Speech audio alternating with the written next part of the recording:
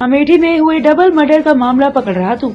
गौरीगंज सपा विधायक राकेश प्रताप सिंह ने press conference कर बीजेपी पर किया हमला। पोस्टर जारी कर बीजेपी पर लगाया बड़ा आरोप। डबल मर्डर को पार्टी से जोड़ने को बताया दुर्भाग्यपूर्ण। अपराधी किसी पार्टी का नहीं होता, अपराधी अपराधी होता है। पोस्टर जारी कर बीजेपी और बीएसपी प्रत्याशियों के साथ दिखाया आरोपी की फोटो। इसके पूर्व बीजेपी ने प्रेस कॉन्फ्रेंस कर आरोपियों को बताया था समाजवादी पार्टी से कनेक्शन। विगत दिनों मुसाफिर खाना के भदौर गाँव में हुई थी चाचा भतीजी की हत्या। लगभग 5 से 6 दिन पहले हमारे विधानसभा क्षेत्र के भदौर गांव के पूर्व प्रधान और प्रधान पुत्र 2 लोगों की, ब्रजेश यादव और सुरेश यादव की गोली मारकर नृशंस हत्या कर दी गई।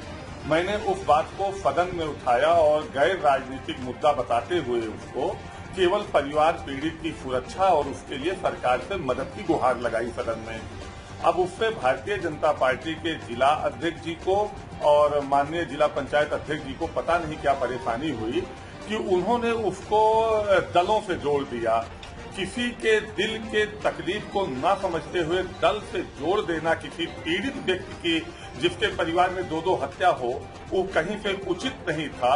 और ये कहा गया कि जो मारे हैं वो फपाई हैं, जो मरे हैं वो फपाई हैं। तो मैं सरकार से ये जानना चाहता हूँ कि क्या फपाई एक दूसरे की हत्या करेंगे तो प्रदेश में अराजकता बढ़ेगी कि नहीं बढ़ेगी? क्या फपाई जो है उत्तर प्रदेश में उनके जान की रक्षा करना सरकार की जिम्मेदारी है कि नहीं है? एक तो मैं ये जानना चाहता हूँ।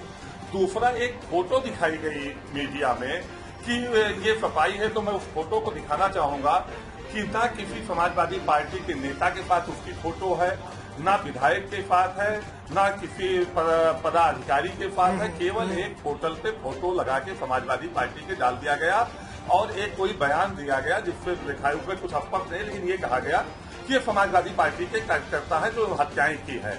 मैं कहना चाहूंगा कि इससे तो कहीं प्रमाणित नहीं होता, लेकिन जो मैं दिखाने जा रहा हूं वो महत्वपूर्ण है। ये फोटो है जिसमें भाजपा के प्रत्याशी जो अभी चुनाव हारे हैं ताजा और पूर्व विधायक है गौरीगंज के चंद्रप्रकाश मिश्र मटियारी जी, उनके साथ जो इसमें 3 मुलजिम है, 2-3 मुलजिम है, उनकी फोटो है।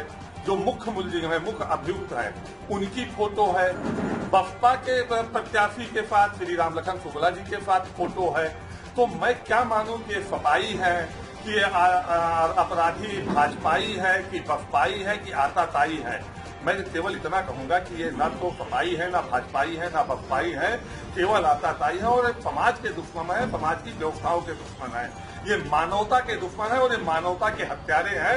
इसमें मुझे दुख पहुंचा जो भारतीय जनता पार्टी के जिलाध्यक्ष और जिला पंचायत अध्यक्ष ने जो प्रेस किया, उनको इस प्रेस को नहीं करना चाहिए था।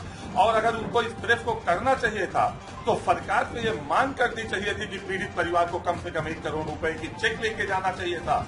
पीड़ित परिवार 5 साल 6 साल से सुरक्षा मांग रहा था, उसके लिए लाइसेंस का वो कॉपी लेके जाना चाहिए। और अगर उनको इस प्रेस को करना चाहिए था तो सरकार से ये मांग करनी चाहिए थी कि पीड़ित परिवार को कम से कम 1 करोड़ रुपए की चेक लेके जाना चाहिए था। पीड़ित परिवार 5 साल 6 साल से सुरक्षा मांग रहा था, उसके लिए लाइसेंस का वो कॉपी लेके जाना चाहिए था। और कम से कम कुछ ना हो सकता तो 2-2 लोगों की हत्याएं हुई हैं भारतीय जनता पार्टी के या और दलों के नेताओं को उसके घर तक जाके उसके दुख को बांटना चाहिए था। दुर्भाग्य है कि कल 10:30 बजे रात तक मैं उस परिवार के टच में था और उस परिवार के दरवाजे तक कोई आज तक किसी दल का नेता तक नहीं गया है उसके दुख को बांटे। केवल मीडिया में बैठकर, केवल प्रेस पे बैठकर, केवल कमरों में बैठ के ये इस क्षेत्र के लोगों का दुख बांटा जा रहा है। ये दुर्भाग्यपूर्ण है।